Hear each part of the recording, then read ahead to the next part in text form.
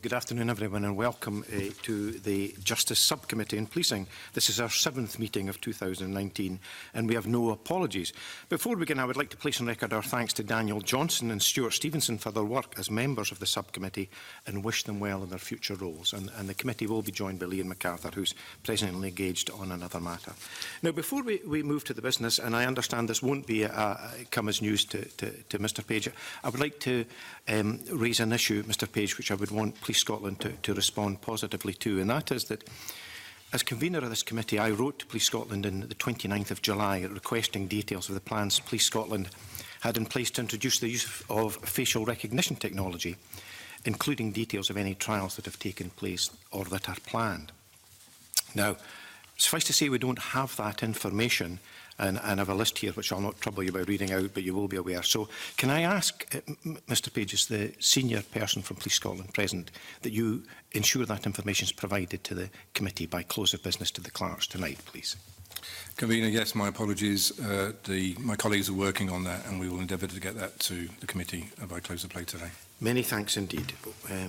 OK, well, we have a series of questions, panel, and I'll commence with a question to yourself, if I may, Ms Wilkinson, and that is, could you explain the rationale and decision-making process surrounding the introduction of interim arrangements for the post of accountable officer, please? Thank you, Convener. Back in May, the Chief Executive, who was also the accountable officer in the SPA, went on sick leave, and the arrangements with Scottish Government is after there's been after 4 weeks of the post not being substantively filled there, that temporary arrangements were put in place. So the temporary arrangement was that Mr Gray would take on that temporary role as accountable officer. And it was checked out that there would be no conflict of interest between his role as Chief Financial Officer in Police Scotland and also taking this on purely on a temporary basis, not on a permanent basis. Okay, I should say at the outset, this is about process, not about individuals and Mr Gray. But can I ask if the SPA could confirm the specific duties that will attach to that interim role? And I know you said there was no conflict of interest. Is there a possibility that, as an outsider might see it, that the oversight body and the body that's being overseen, it's one and the same person that's involved in the...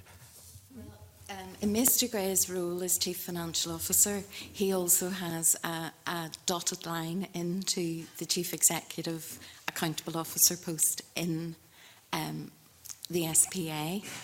Mr Gray, already in that Chief Financial Officer role, has oversight of both the SPA and Police Scotland's financial arrangements.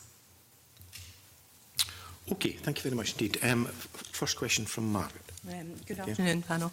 I wonder if you could explain the rationale behind a joint submission from SPA and Police Scotland, given SPA has a very distinct role to have an oversight of Police Scotland. So it's that.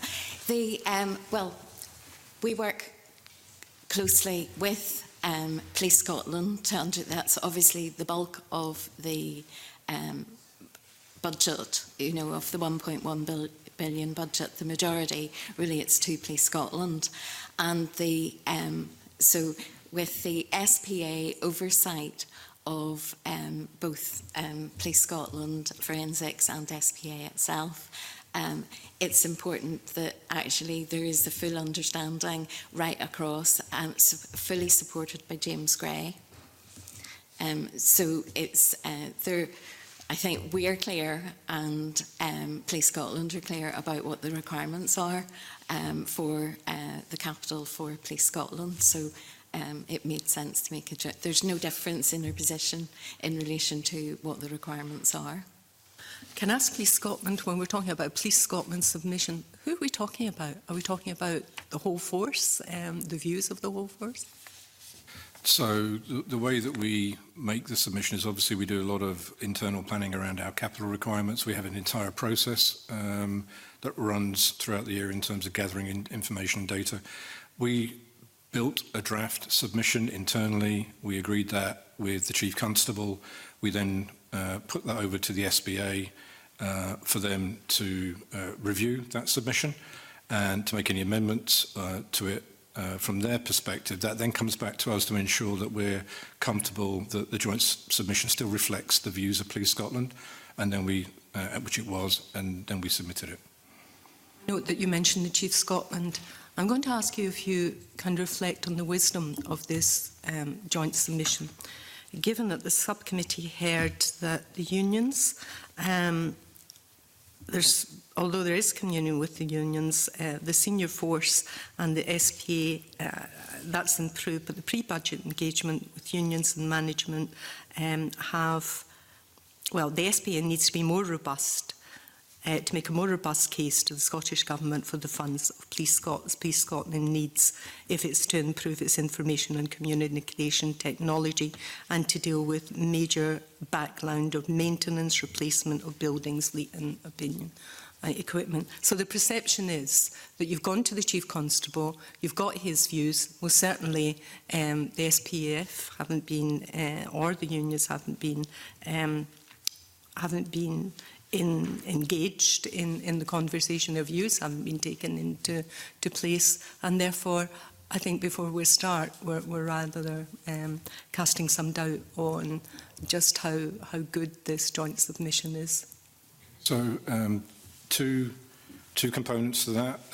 Fully understand the concerns of the Federation and AS and others that Police Scotland's views were being, if you like, diluted in some way through to the SBA.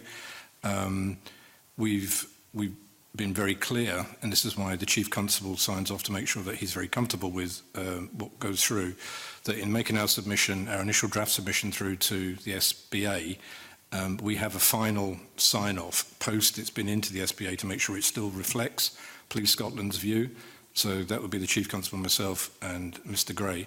And in terms of gathering input from the Federation, from ASPS, Unison and Unite, as was reflected in their evidence to the committee on the 30th of May, we have been improving considerably our engagement, and we had a pre-budget submission meeting with Federation and staff representatives, I think it was on the 20th of February, where we discussed with them what the draft budget we'd formulated at that point, asked them for their input, and only post that meeting did we then submit a draft budget through to the SBA.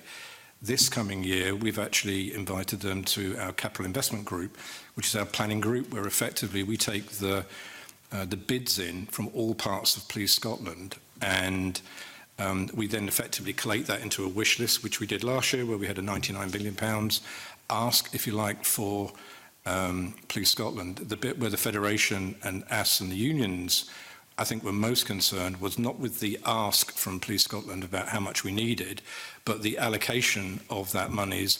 Once, for example, we asked for £99 million, we got considerably less than that. It was the prioritisation of where those funds go. So this time we've actually invited them into the capital investment group where we have that discussion. We have the ask, which comes out of the business areas.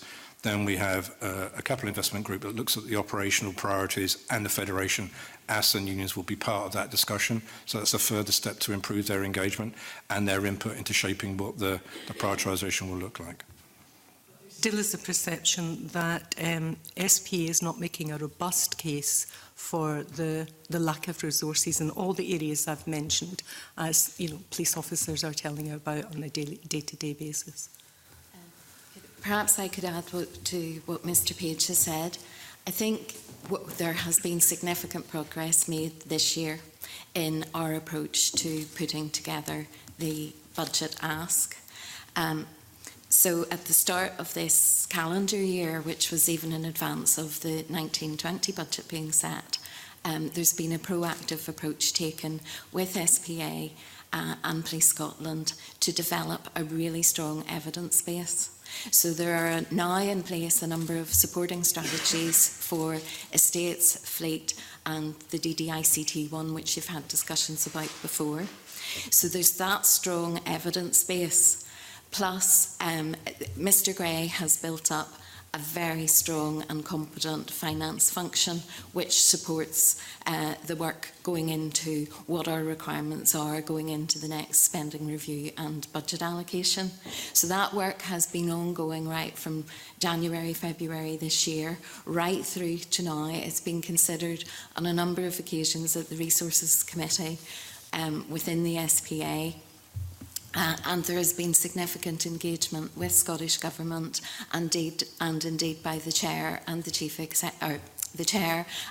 Constable, along with Mr Gray, with the Cabinet Secretary, both for Justice and for Finance.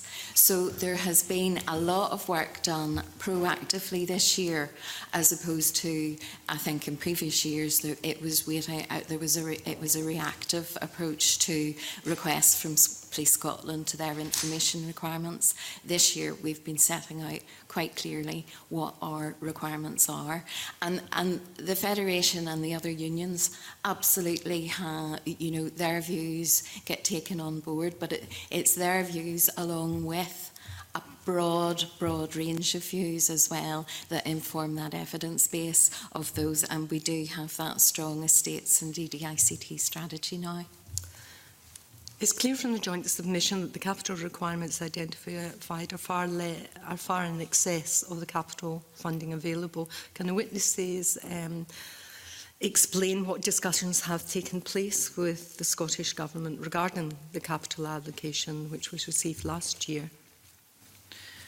So we are in regular contact with our sponsor body, the Police Division, around what the requirements are each and every year.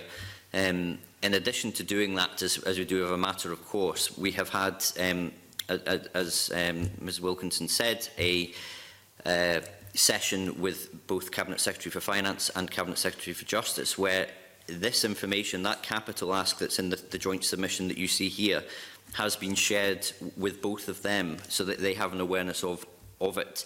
With regard to conversations about this year's capital allocation, all that we can do is show the areas that aren't getting the investment that would be required in order to meet the standards that we're looking to achieve around the estate, fleet and ICT.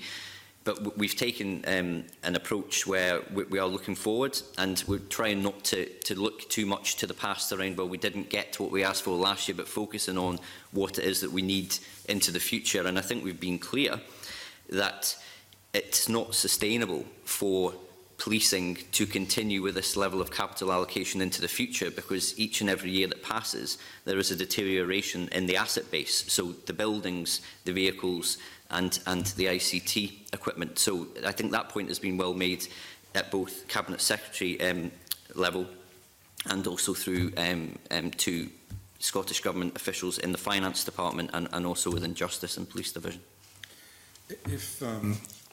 If I may, Convener, I think one of the things that's improved Federation, ASP's and Unison Unite's colleagues understanding the position is we now invite them as a matter of course to our Corporate Finance and Investment Board, which we hold on a monthly basis.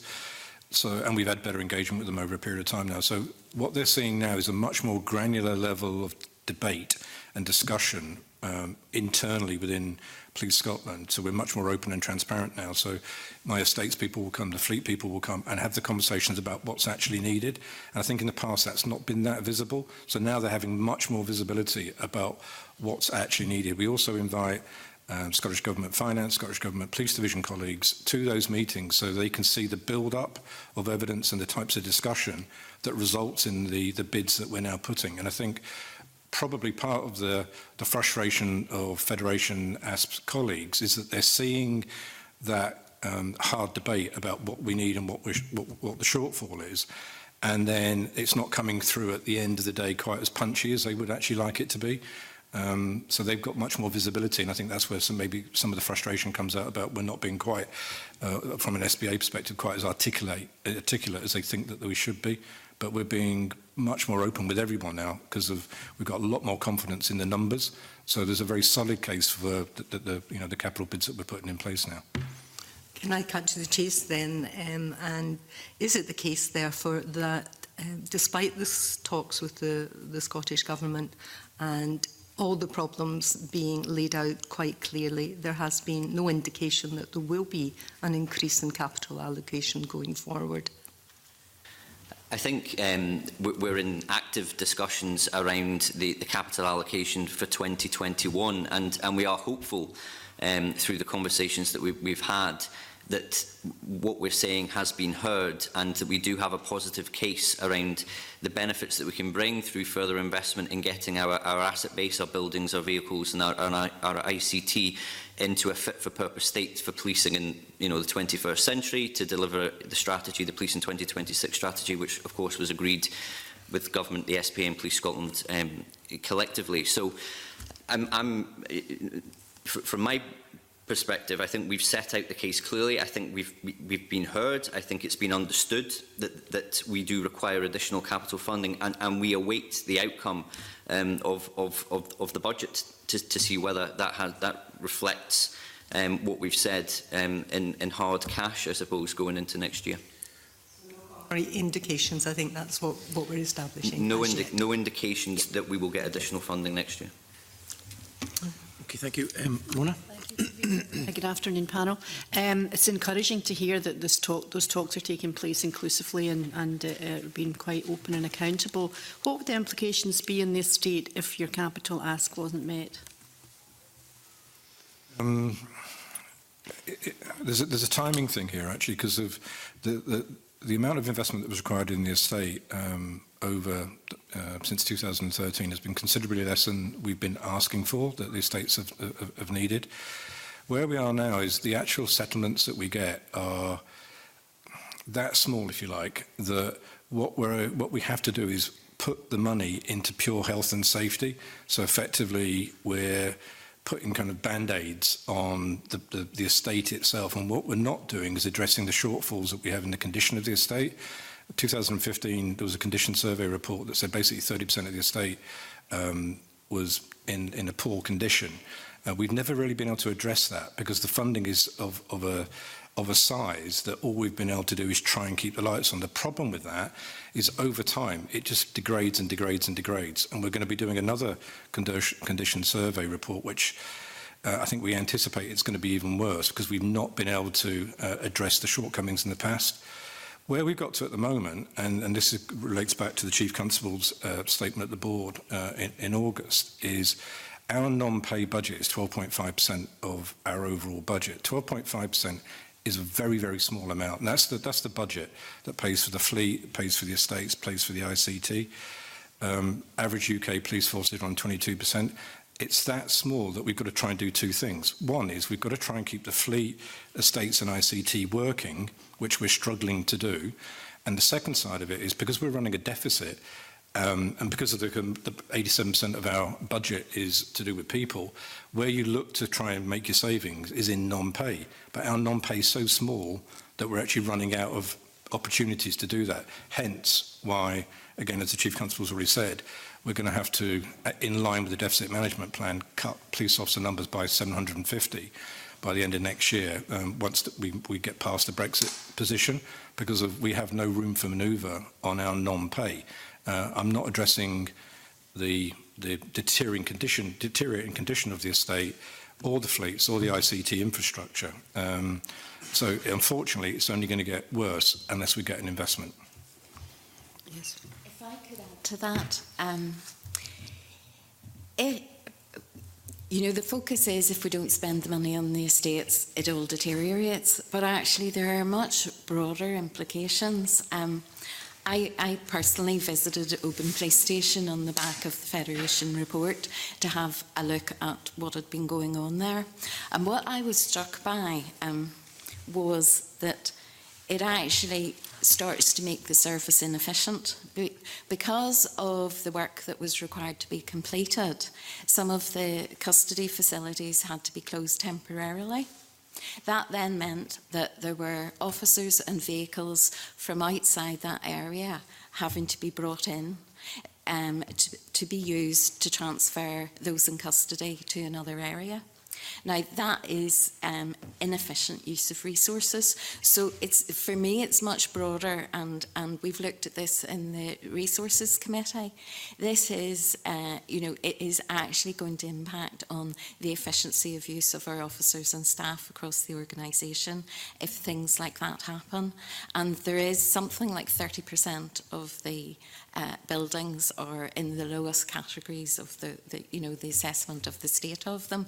So there are likely to be more offices that will have to be temporarily closed or whatever for refurbishment work to happen. So that is, it all goes into inefficient use of our resources. Is this being done for health and safety requirements? And is this what you're doing short term to cope with that? That was to address health and safety requirement, and it was absolutely essential that it happened. But the mood in Oban Police Station was, I live on the Isle of Mull, so I come through there, but they were all upbeat, but the officers were quite clear that you can't turn, you can't make a silk purse out of a sow's ear. That was what I heard time and time again at Oban. We were able to get the work done. Actually, the most important thing as well is that there was a system then put in place within Police Scotland to ensure that identification of high risk health and safety issues were then prioritised within the maintenance and capital budget.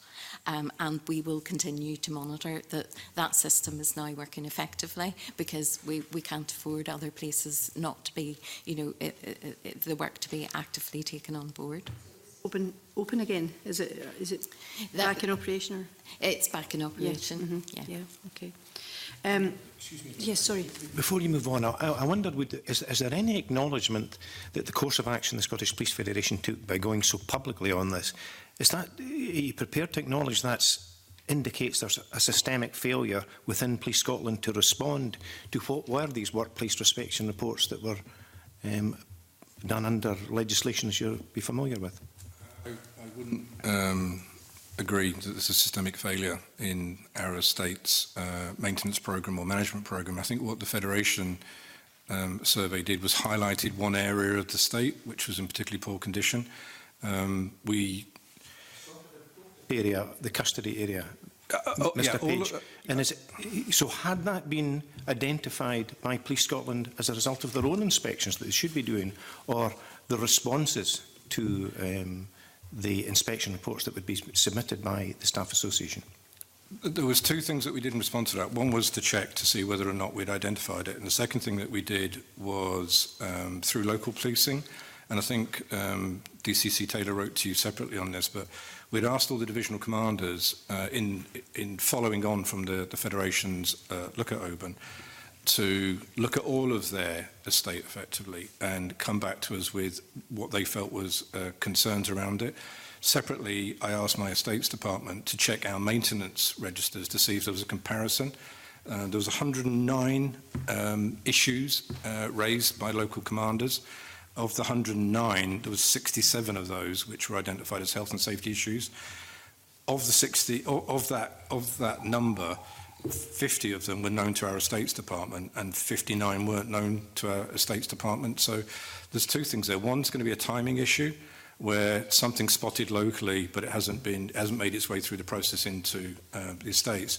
And secondly is it might not have been reported, and there's a process issue there about is everyone aware of the way to report failures, some of which are health and safety, some of which are this is inconvenient, it doesn't work very well. And we're trying to also address that by providing budgets to local divisional commanders so they can take tactical decisions where it may not actually be a health and safety issue, which will be on our estates programme, but we can only do so much at once. But it might be something that actually makes a difference locally to officers and staff's lives.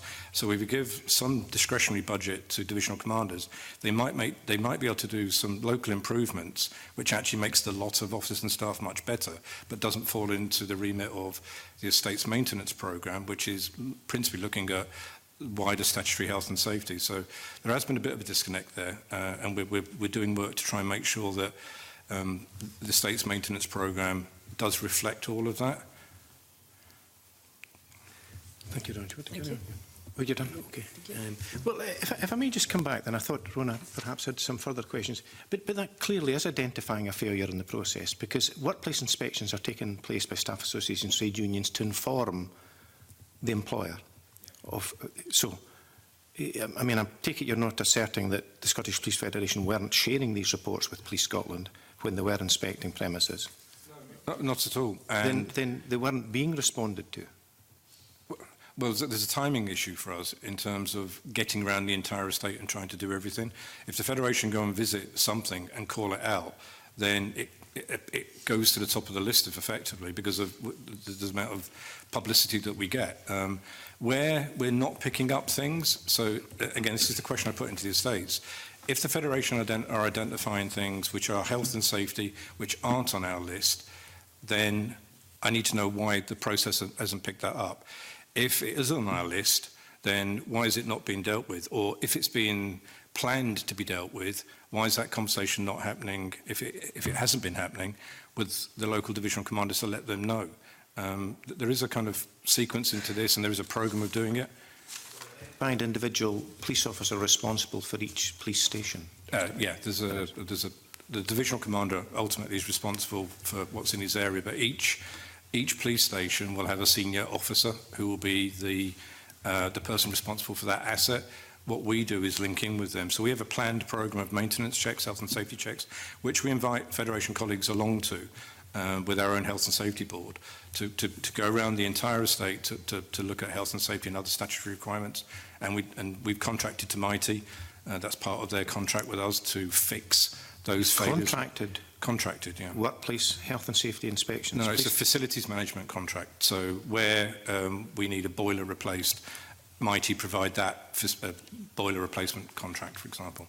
Do Mighty do the inspections? I don't mean boiler inspections, but workplace inspections required under health and safety legislation.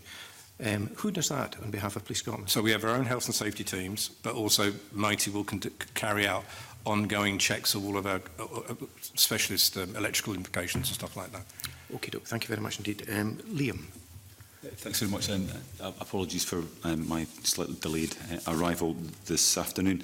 Just picking up the point that was made earlier on, I think by Mr Page, about the non-pay budgets. I think you've exhausted the savings there. Any further savings would come at the cost of cuts to aspects of the service, and I think you confirmed the figure of 750 officers being taken out of the service by 2021. What's been the assessment of the operational implications of a reduction of that sort, or that scale? We've discussed that, and the Chief Counsel and the other deputies and the wider force exec have discussed that in great detail and at great length. In order to take out 750 officers, we have to demonstrate that we've created equivalent capacity of 750 officers that's validated by HMICS, and we're confident that we can do that. That's the first part of it. The second part of it is the demand on policing. So we're picking up evidence now, which has been growing and anecdotally, if you like, for quite some considerable time, that the pressures on policing are increasing. We have feedback from the Federation and ASPs, and committee members will be aware of the discussions that have been about officers not being able to get toilet breaks or lunch breaks and what have you. We're aware of the demand pressure is increasing. We have a demand and productivity unit, which is one of the new transformation activities we put in place to actually quantify demand. That's starting to kind of pick up where we can see there is increased demand on policing. And some of that increased demand is the type of demand where you actually have to put troops, not troops obviously, but you have to put police on the ground to do physical work, which is obviously like the sectarian issues we've had at the weekend, and also with the Brexit contingency, and also with the climate change conference. There's a part of policing that you actually need a kind of physical body out there to do it. So there's been a concern that the demand on policing which needs physical police officers to be present and doing policing and protecting communities, is increasing, which can't be offset by the capacity creation that improves our processes. That will absorb some of the work, but it won't actually absorb that part of the work where you actually physically need a police officer on the ground. So there's a concern that since we set the original plan, which was for 17, 18, 18, 19, it was a 3-year plan for the deficit reduction, there's a concern that the scenario has changed, that the demand on policing, both from that type of activity, core demand, and also from non-core demand, which is where police officers are basically required to pick up a failure in other public sectors' ability to do things like a mental health issue out of hours, where police officers are now picking up that because other agencies can't pick up on that. So there's both core demand and non-core demand, which is increasing, which 3 years ago when we set the plan, we didn't have that information on, which we're still building on. So there is a concern that if we cut 750 to operate within the budget, it's going to put even more pressure on police officers because of the increasing demand.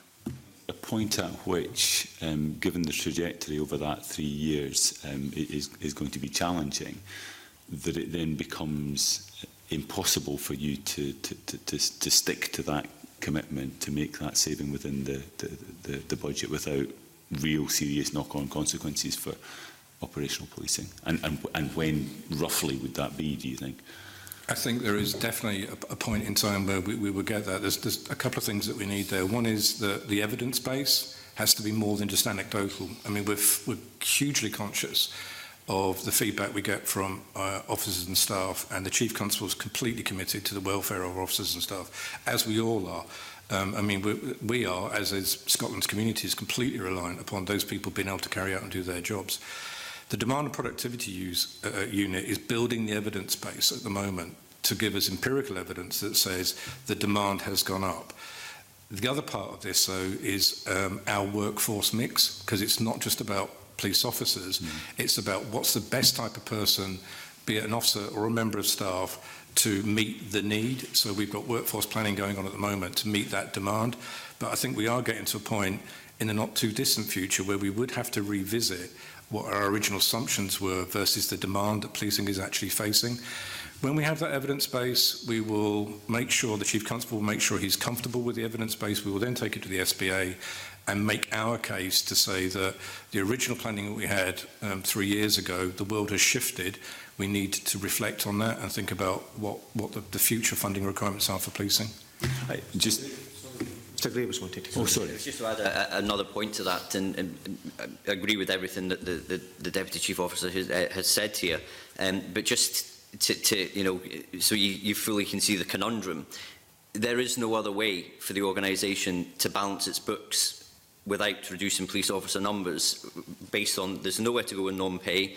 There have been 1,700 reductions in police staff as it is, and that does create gaps. And you know there is potential, you know, that some of the issues you're talking about in the States is because of the numbers of people that have been taken out of corporate services. So every saving that has been made, and it's over £200 million, has been taken out of the annual cost base of policing since the start of Police Scotland coming into being. That's all come from places other than police officer numbers, and we've been clear that is the last resort. It's the thing that hasn't been touched, but there is nowhere else to make savings to balance the budget, because this year we have a £25 million core deficit, but we also have £17 million worth of police officers that are being funded by Scottish Government in relation to Brexit-related duties.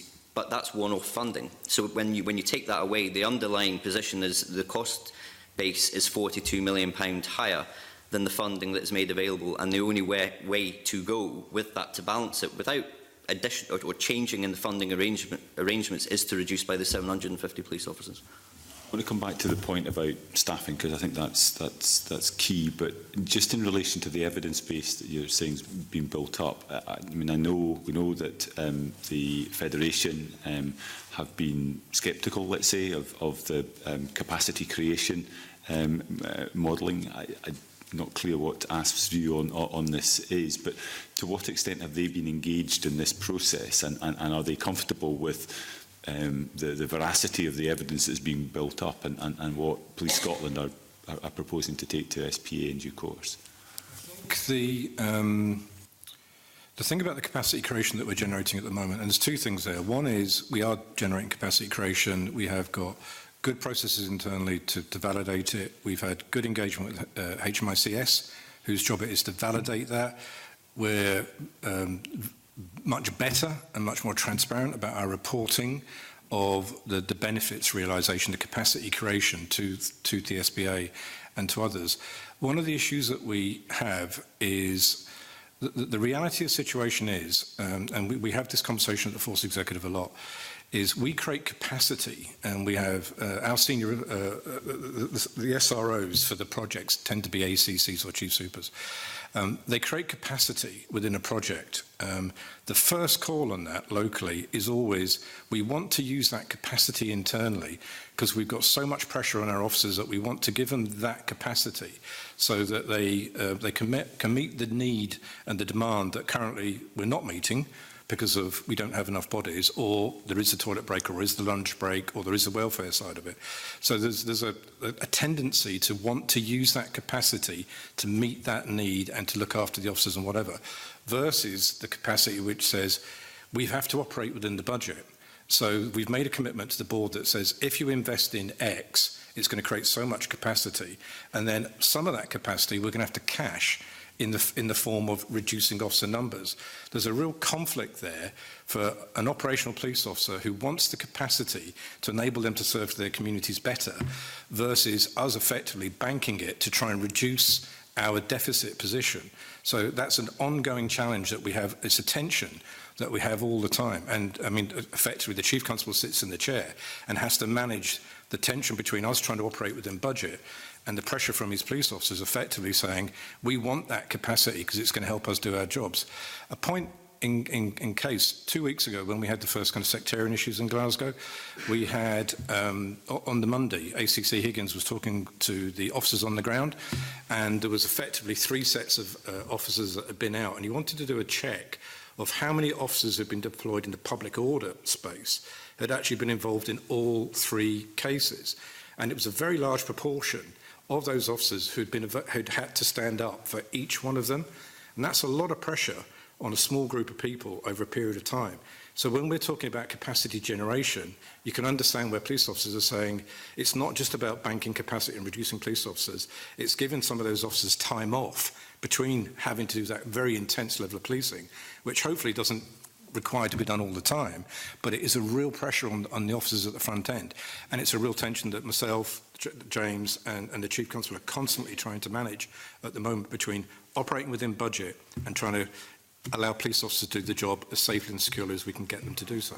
One of the other areas of pressure has obviously come from the reduction. I think 1,700 was the figure you mentioned, Mr Gray, in relation to civilian staff numbers that have been reduced. We know that in many instances there are officers then backfilling those functions. Is there an estimate, a figure at this stage as to the number of officers who are doing that to whatever extent as part of their duties at the moment? I couldn't give you a number off the top of my head. What I could say is, again, over the last 2 or 3 years, there's been wide acknowledgement, and we've had conversations with staff side about the fact that it's completely uneconomic to make staff redundant, or we can't make them redundant as such, but to offer them redundancy in attractive terms, which mean they leave the organisation, only to backfill them with police officers, which for the most part tend to be more expensive and aren't as competent in the role where a civilian member of staff would be. So we've been very open about that, and we've also been very open about the fact that police officers should be doing frontline policing where you need a warrant card or you need particular policing experience. So we've been pushing incredibly hard to make sure that we don't fall into that trap. We've actually hired in probably about 170, 180 additional staff over the last 2 or 3 years, which is specialist civilian staff which you need to run a national organisation. Part of the challenge we've had on the transformation front, and we suffered, quite rightly, criticism from Audit Scotland over the first 2 or 3 years about our inability to transform on the corporate side. Part of that was because we'd taken a large amount of the civilian staff out, but if you put 10 organisations together into a single national organisation, it creates a different type of pressure on the civilian staff to support national capability. So we've had to hire in additional civilian staff who have got those levels of expertise, not least of all in finance. For the first 2 or 3 years, we're under huge pressure from Audit Scotland, again, quite rightly, about poor financial control, poor governance, poor management, poor financial planning. And part of the issue about our underfunding and our inability in Police Scotland to articulate that was because we gutted our finance capability. So if you don't have people who are capable of really, and it's both capacity and competency in there, we just didn't have enough people to do the work, to articulate the case for Police Scotland to have more money. Now we've invested in that area quite strongly. And again, we've come in for criticism for doing that, because obviously every penny we spend on a civilian isn't a penny that's spent on a police officer. So the Federation and us, there's been questions raised about that. But only by doing that have we been able to develop the kind of corporate competence in the organisation that now allows us to build business cases and to understand the true position of our estates, our ICT, our fleet, with the level of rigour that when we go into Scottish Government now, they actually believe us because they know we've now got the right competence to show that we're underfunded. But it's taken quite a long time to do that. If we get the capital that we need going forwards, we'll continue to push into the transformation space and ensure that police officers aren't used in the areas where they shouldn't be used, and we do use civilians where they need to be used. That process now come to a conclusion, or is the anticipation running up to 2021 that you're going to need to further increase staff numbers in whatever areas that may be in order to, as you say, have the mix of competencies and skills that are needed across the force? So that comes down to the strategic workforce planning process we're going through at the moment. One of the areas that we highlighted in 2026, the strategy in 2026, that we were cyber and cybercrime was exponentially growing. In order for the police service to provide the right levels of protection, we had to expand our investment in that area and our capacity. There was a wide recognition that a lot of the capacity in there could be civilian staff, because it's the types of skill set that you actually don't need a warrant card throughout most of the process. You need a warrant card at the end of the process, perhaps. That we've not been able to invest in that area as much as we would want to do. Going forwards, we're refreshing the strategy at the moment. Cyber will continue to play a very key part of that. If we get the investment, we will bring in additional staff, and what that might mean, and this is purely for the Chief Constable to make the decision, how does the Chief Constable best serve the communities of Scotland and best address the threat between a police officer or a specialist member of staff? And that's where the workforce mix comes into this. So we're trying hard to get away from you need X number of police officers. It's about you need X number of effect, and that's really for the Chief Constable to make that decision. Got a specific figure in terms of the officer reduction you need to hit by 2021. I mean, to some extent you would expect there therefore to be a figure in terms of staffing levels that you're going to need in order to as you say, provide the service that the public would expect across the board. I would expect, again, the strategic workforce plan will pop out the number, if you like, at the end of that process. I would expect that we would increase some of our civilian staff in some of the specialist areas and specialist operational areas where civilian staff could do it. I would expect that our staff will reduce, our overall staff number will reduce around the corporate areas, especially around what we've been trying to do for transforming corporate services, where by introducing technology, we can provide better self-service, better processes, reduce times, where we're wasting a huge amount of time at the moment. And we've got people doing jobs which, if we could transform, we could reduce it. So we will reduce in some areas and we will increase in others. And that's a function of having the money to do the transformation and create the new capability. So it will balance off potentially, but we'll wait for the outcome of the strategic workforce plan. But hopefully that'll be sooner rather than later. Supplementary from Liam. From Fulton, I beg your pardon, sorry. Yeah. I was just going back, you actually mentioned the issue of sectarianism the weekend before. And I wanted to ask you about that in terms of, I mean, obviously at this moment in time there are a couple of isolated incidents, and we know that and we know that Glasgow City Council have banned certain marches from taking place this weekend, but that's only a temporary solution. I believe that was actually on the advice of police. But how do you account for this being possibly a longer term difficult way that the police resources are needed for, and how do you filter that into your budget considerations and your discussions with the Scottish Government? From a budgetary perspective, we have a budget which provides for the workforce mix that we've got at the moment. There are two types of events that have an effect on our budget. One is anything that happens during the course of any given year from time to time, which is effectively a one-off or looks like a one-off. We have to absorb that within our budget as it currently stands. So that we have no option of just drawing down extra kind of bits of money, because the budget's the budget and we're over budget. We're running a deficit at the moment. The second part of it is where we have one-off levels of activity. So President Trump's visit or the climate change conference that's going to come, where that takes us into a space that's outside of our core capability to police. At that point, there's a couple of things that happen.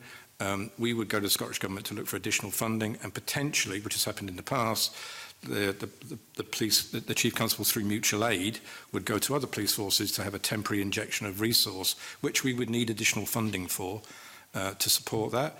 As for the sectarian issues that were over the last couple of weekends, it really is to be determined whether or not that becomes a long-term issue or not. And to be honest, it's not an area that I'm competent to comment on, other than from a funding perspective. But in a nutshell, we operate within our budget unless it's a one-off exception of such a scale that we would ask for mutual aid, and we would ask for Scottish Government to fund that mutual aid. Okay, Mr Page, in relation to one of the responses you gave there, would you be able to provide the committee with the number of officers who are backfilling posts for which they don't need... I mean, I appreciate you won't have the figure at hand, but if you could... Absolutely, Convener. We'll write to you and give you the best information we have. Thank you very much indeed. And one very brief question, please. Chief officer numbers have increased percentage, quite a significant percentage since the creation of Police Scotland. How many of the 750 officers would be chief officers? None would be chief officers. With a workforce of 17,234 on the policing side, the 750 would principally come from the PC rank, and the reason why that is because the capacity creation is geared at the operational processes that police officers are involved in. So if it takes X amount of time to process a domestic violence case at the moment, and by transformation activity, introducing new technology, we can shorten that time. Where the capacity creation has an effect is on the operational processes and activities that those people do. The chief officer side is not where we're looking at the transformation effect. The transformation effect is really geared at how can we make the frontline policing be more efficient. That's why it wouldn't come out at the chief officer level. It would seem peculiar that you would examine all areas except chief officer numbers as a method of reducing the budget. I'll defer to the Chief Constable in terms of comments about what he needs in his chief officer pool.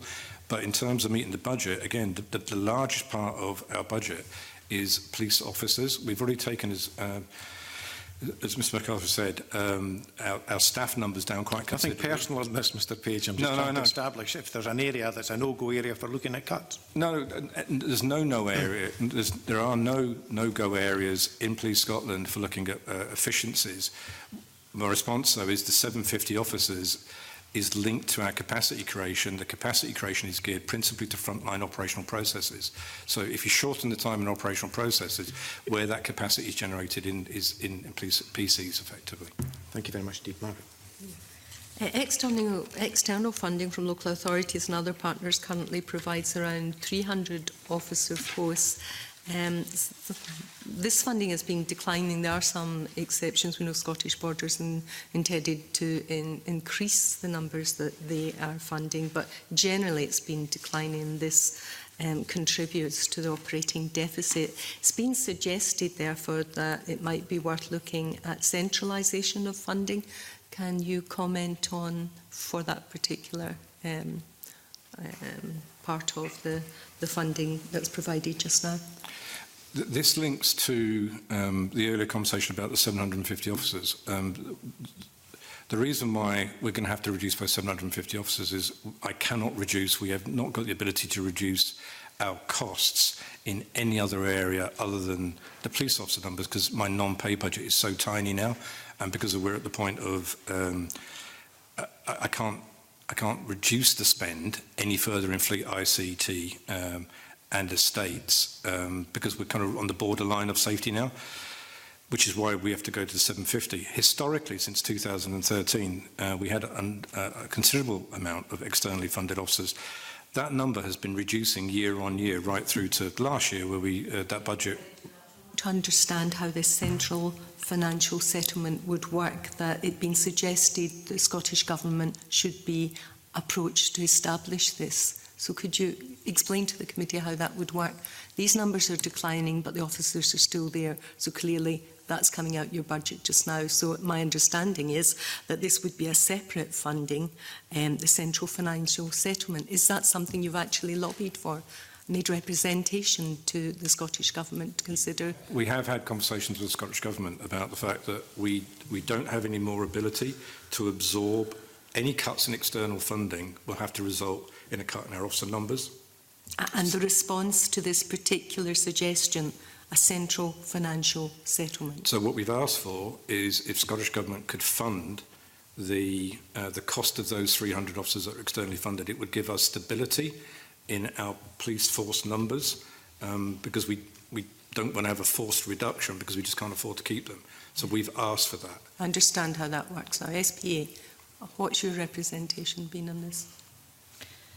Well, this has, as part of the spending review for 2020, this issue has been incorporated into the representations made to Scottish Government. So you're actively lobbying for this with the Scottish Government? I think it's an anomaly that's been sitting there for a number of years that we need to ensure we find a way of addressing. So with respect, that's not telling me if you're in favour of it, you think it's a good idea and you are proactively lobbying for it.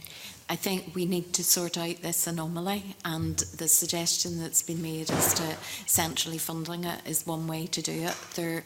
At present, there's been no other areas, no other ways identified other than the status quo. Right. You've already mentioned that there have potentially unprecedented demands due to Brexit, and now a major climate conference taking place in Glasgow. Can you tell me when this climate conference is due to take place, and just give some details of what this will involve, what planning is needed, how it impacts? It's November next year. The planning for this is very embryonic at the moment. So we were only officially was it November 20. The planning is incredibly embryonic at the moment because it's we've been DCC Malcolm Graham, who would be responsible for the oversight at the Deputy Chief Constable level, has been trying to get as much information as possible about this. It will involve an incredibly large and complex policing operation with circa perhaps 200 heads of state visiting Glasgow.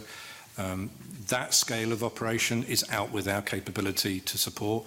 We would need to look at developing plans which would identify a number of police officers that we would need. We would use a mutual aid mechanism for that.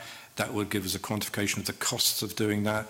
And then through James, in his role as CFO, we would make representations to the Scottish Government to seek funding from the UK Government for funding the policing operation, but it would put obviously a strain on Police Scotland. Can I suggest that as well as sickness, absences through stress, holidays, then something else that should be factored into the budget are these unprecedented events, because they come up just about every year. Should you be again suggesting something like the centralised funding suggestion, so that that's taken care of at a different level to allow the core demands that police are facing and the numbers of police necessary to address these to continue without these added pressures?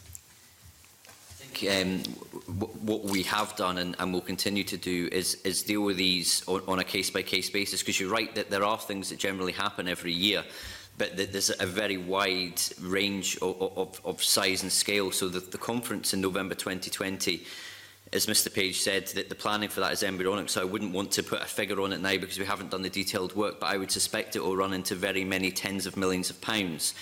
When if you looked at the visit from the President of the United States that took place, that had a cost of about £4 million, I think, in the region of £4 to £5 million. So our experience has been when things like that happen and we engage with Scottish Government, they have been responsive to our requests and have worked with the UK Government in order to secure the funding in the way in which we secured funding for the visit of the President of the United States. So we have already started conversations with officials in Scottish Government around our expectation that because of the size and scale of this, it cannot be funded from our core budget.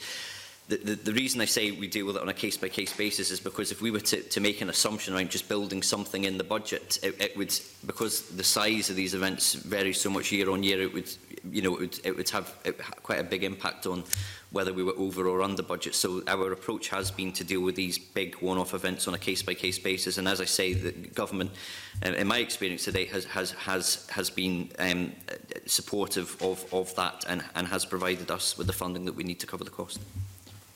Okay. Can I ask about next steps? Police Scotland and the SP have outlined two possible directions of travel to mitigate the shortfall in capital spending requirements. I think the first one, to continue to meet commitments to eliminate deficit through capacity creation. When the SPF came in to speak to and give evidence to the committee, they've said that any talk about capacity creation is a ruse. It means cuts. And they go on to say that there has to acknowledge that the police are currently delivering a service that struggles to meet all the demands that are placed on it just now. So this, going forward with capacity creation, hardly fills them with any confidence. There is no ruse about capacity creation. Capacity creation is the mechanism by which we're meeting the commitments we made to ministers that we would reduce police officer numbers in order to operate within the funding that we have by capacity creation that would be validated by HMICS. So our options going forwards, we don't have options. There's only one way that we can operate within the budget that we're allocated, which is we've got to cut police officer numbers. And unless that changes, that's exactly what the Chief Constable is going to do once we get beyond the Brexit challenge. I simply say in any organisation, the most important thing within it is its workforce. We would, and I know the Chief Constable would agree 100% with you. He's put in a huge amount of effort into try and maximise well-being protection for our officers and staff in very, very challenging times. Ms Wilkinson, please. Thank you, Convener. Could I add to that? Because I think the capacity creation is as a result of a number of business cases that have been brought forward from Police Scotland for investments, including the mobility one that everybody's aware of police officers now having mobile devices. What this does do is create, it has the potential, both from that business case and a number of others, to create, free up several hours of an officer's day. So that capacity creation, there is, so we do need to evidence that the capacity has been created, not only to satisfy ourselves, but also Scottish Government, that with investment, Police Scotland can deliver. So, but the separate issue around how that capacity then gets used is down to the Chief Constable. I think absolutely the well-being issues need to be addressed. Explanation of how capacity creation could work. So the next question is, have you met with SPAF, given the comments that were made to the committee here, to have that dialogue? I haven't met with them, but Or there's been SPA? discussions within. There have been discussions within the Strategic Partnership Forum of the SPA and the unions, the Chair and Chief Constable, which is outside the formal negotiating mechanism. But the whole focus of our spending review submission and the need to demonstrate the capacity creation and how that will be utilised going forward has been discussed in that forum. Thank you. It was the intention to conclude this meeting at 2 p.m. because members all have a commitment later this afternoon. But we'll go on to no later than 10 past. There's a few questions yet. Very brief question. Can I ask the SPA if you've made any representations to the UK Government about the repayment of £125 million of VAT paid between 2013 and 2018? The SPA will have furnished the Scottish Government with the information, and that discussion is for the Scottish Government rather than the SPA. Mr Gray, who's here from the SPA, have you made representations to the UK Government? No, not directly. We provide information through to the Scottish Government, and the Scottish Government, our expectations the Scottish Government would have the conversation with the UK Government, but we are absolutely clear that in the early years of police reform, the reform funds that were made available to the service, a large element of those had to be used for VAT. £125 million was used for VAT, which could have been spent on transforming the service and getting the police service further ahead than it currently is now, but that bill was necessary. So we've been clear with the Scottish Government that is the case. Thank you. It sounds like it would be most useful at this time. Yeah. Thank you. Okay. Fulton, you have a supplementary and then some other questions. Thanks, Convener. It's just following on from Margaret Mitchell's line of questioning around the operational demand when she was asking about the climate change conference. Obviously, we've got the threat of Brexit looming more urgently, I would say, and taking into account what the convener said that we've only got to 10 past, I'm not maybe looking for a overly massive response, but if to get on the record a few words about how the police force are preparing for that, or the possibility, because we're all still working out what's going to happen, but the possibility of a no-deal Brexit and the other scenarios. So DCC Kerr has provided a number of briefings on the Brexit Reserve, which we've now stood up and which we're utilising. In fact, we've actually obviously been utilising them over the past week, a couple of weekends. I think what I can ask DCC Kerr to do is to write to the committee and just give them an update on exactly where we are on our Brexit planning. Thanks very much. And Mark, do you want? Yep. It's not just a subcommittee if we don't talk about cyber chaos as well, so I'm sure the panel will know about that. So I wanted to ask about the delay in rolling out cyber chaos and how that's impacted on the 3-year implementation plan for the digital strategy, and has there been any need to revisit plans and timescales, including in the Policing 2026 strategy? The cyber chaos is actually quite a small component part of the digital data and ICT strategy. In terms of having an impact on the DDICT strategy, it's not having a particularly big impact. The biggest impact on DDICT is a lack of capital funding, just as a generic point. So it's not having that big an impact. And obviously where we are at the moment, I think, again, we've written to the committee just to give an update on where we are most recently on that from ACC McLaren. Thanks for that, thank you very much. Thanks, Phil. Regarding the estate condition report, Mr. Page, could you say when that will be ready, and could you share it with the committee, please? Absolutely. We've not commissioned it yet. We're due to commission a condition survey report. As soon as we do that, and as soon as we get the report, I will definitely share it with the committee. Okay, thank you very much indeed. With no further questions, can I thank the panel for their answers today? And our next meeting is the 3rd of October, and I formally close the meeting. Thank you very much indeed.